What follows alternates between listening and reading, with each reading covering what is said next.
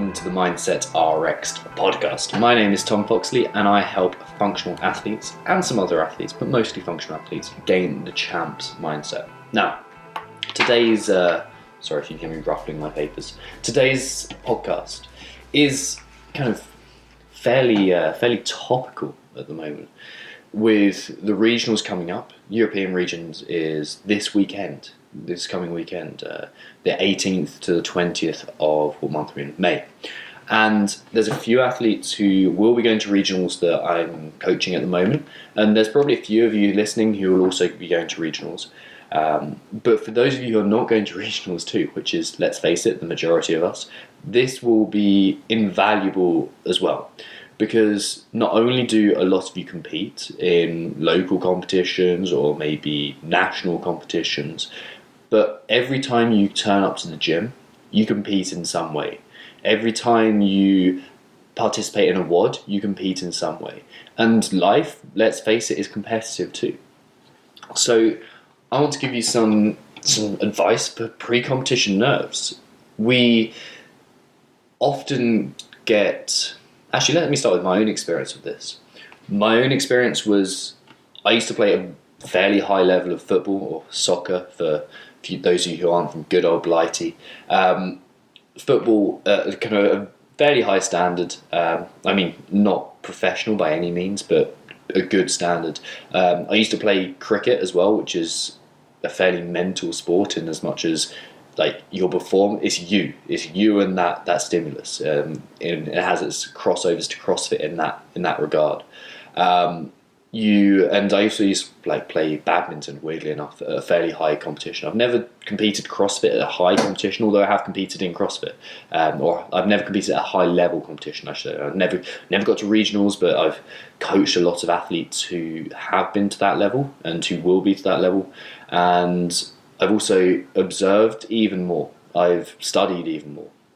And in my own experience, I saw the same things that I see in the athletes that get to the games, get to the regionals, and I see the same principles with the athletes who deal with nerves very well, or deal with the pressure of competing very well.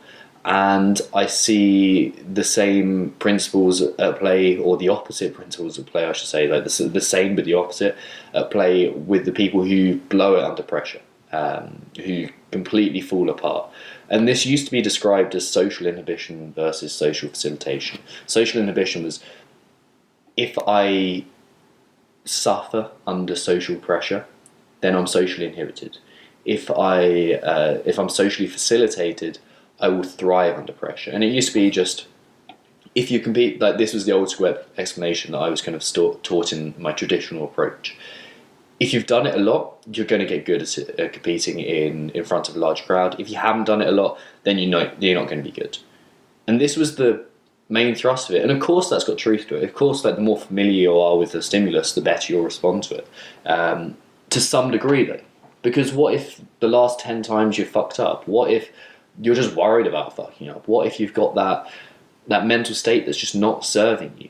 And if you're in that position, no amount of repeating the stimulus is going to change things, because your language, your awareness, your language and your thoughts and your behaviours will entirely dictate. Well, they'll be congruent with failure. Let's put it frankly, they'll be congruent with failure, and we can't have that. So by simply by simply repeating more competition, it won't change things. Here's where most people go wrong. And by the way, I have 10 minutes until I've got a call with my team, so this is going to be a quick podcast today. And apologies for missing last week's too, or podcasting last week. But I left you with a good one, Jersey Gregoric. Anyway, where most people go wrong is they resist this. They feel the pressure, they feel the nerves, they feel the anxiety, they visualize themselves failing reps, they push, they feel the sensation of stickiness and anxiety, and they feel tense in their whole body, and they just, oh my God, I'm going to fail. And what do they try and do? They try and push it away. They try and resist it. And I did this for years. I did the exact same thing. I remember Walking out to bat at cricket thinking, don't fuck it up. Okay, don't get that negative thought over your head. Get that negative thought away, push it away, push it away. And the more I tried to push it away, the more it thrived. And I had this coach who did exactly the same thing in football. He told me I just needed to get tougher, that I needed to stop being so weak and I needed to stop being scared. By the way, Dad, if you're listening, that wasn't you. That was a coach who had a later stage he was like that. But it's very common to get this kind of, and I'm doing air quotes now in the worst medium possible for this audio. It's very, very common in this westernized world to try and resist this. It's the kind of the standard sports psychology approach. Resist it, find a new way around it. What's the tactic? Find a tactic to get over it. Visualize your way out of it. And that's the very kind of the Western sports psychology way out of it. Or at least it was in the majority, or it is in the majority of the kind of antiquated ways. There's a few people who come around the other side, but this is the real way to deal with it. No amount of resisting it is going to help, because resisting it is just going to create an opposite effect. Every force or every action has an equal and opposite reaction. It's that simple. The more we press against this, or the more we resist against this thought process or negative visualization, the more it takes hold of us. And no amount of fighting it is going to help. So what to do, Tom? Good question. The thing to do is become extremely curious of it, to watch it, to not push it away, but to think, I wonder what this feels like. What does this actually feel like? Does it feel like this in my body? Does it feel like tightness? Or does it feel like lethargy in my body? Does it feel loose? Does it feel tight? Does it feel controlling? Does it feel tense? Does it feel like I can't catch a breath? What does it actually feel like? And then what does it sound like? In my external and internal narrative, what do my thoughts sound like? What's going on in there? Do I say to myself, you're going to fail? Do I say to myself, go and work harder? Do I say to myself, go on, push? What am I saying to myself here? And then externally, what do I say to people as well? Do I say, oh, it'll be fine. I've got this. Like, what's the thing that you're saying to everyone? Or are you making excuses already to everyone else? Oh, I'm tired. I missed out on what I should have been doing today. Today isn't a good day for me. It's raining. I've never been good in the rain. Are you saying stuff like that? Because if that's coming up, then we know we have a problem. And then, what's your emotional state? What is the emotional state of mind? We need to get curious about it again. We need to become hyper vigilant and hyper aware. And when we become aware, and when we accept this instead of resisting it, when we accept the pressure, and when we accept the nerves, they lose their power. They lose their control over us. Because in the same way as if you want to win an argument with someone, you don't start by straw manning them. You don't start by ridiculing them. You start by saying, I completely understand you. I'm here. I get your point, and here's why it's so good, and you're in a really good place. We start off by accepting and acknowledging. And when we begin to resist, let me just re-emphasize this. When we begin to resist a feeling, an emotion, a thought, a behavior, when we begin to resist it and say we're not good enough, it takes hold of us. When we, however, accept it, when we see it clearly, when we hear it clearly, that's when we have our power over the movement, and that's when we can eventually change.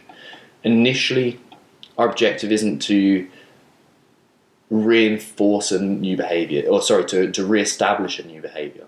We're not trying to fit something else in. We're not trying to put extra pieces into the machine, because that's never going to work. We just need to become aware. And there's a beautiful quote by Viktor Frankl that something along the lines of between stimulus and response, there's a space. Within that space lies our power, and within that power lies our freedom to choose. And when we become aware of the stimulus and the response, we begin to catch that space. So the stimulus could be competition. The response could be the various degrees of bad nature, if you're familiar with the kind of the term, or negative thought patterns that crop up. It could be all of those things, but there's a space just between the competition stimulus and your response in nerves or pressure in front of performance. And when we start to see that space, therein lies our power. That's what we've got to analyse. I think this has been I was going to say fucking excellent. Yeah, I'm going to go with that. I think it's been a fucking excellent episode of this. This has been so much information for you guys, and I'd really appreciate if you gave it a share. Not just because my ego swells enormously and I feel so great about myself when you share it, but because it helps reach more people just like you. So if you've got anyone who's going to regionals, or if you know anyone who's going to regionals this week or over the next few weeks, do me a favour and share this with them. It might help them, and I really hope it has. And if you are going to regionals, good luck. For the rest of you, I really hope this has helped too, because you know what? You guys deserve to kind of get a hand on your pre-competition nerves as well, and you deserve this advice as well. So if you enjoyed it, share it, leave 5 stars on iTunes, and I'll speak to you very soon. And hopefully you're digging the new Mindset RX branding. If you haven't checked it out on Facebook either, go to facebook.com/mindsetrx. Nice and easy. facebook.com/mindsetrxd. You can also find me, but let's go for the socials handles, and I'll speak to you all very, very soon.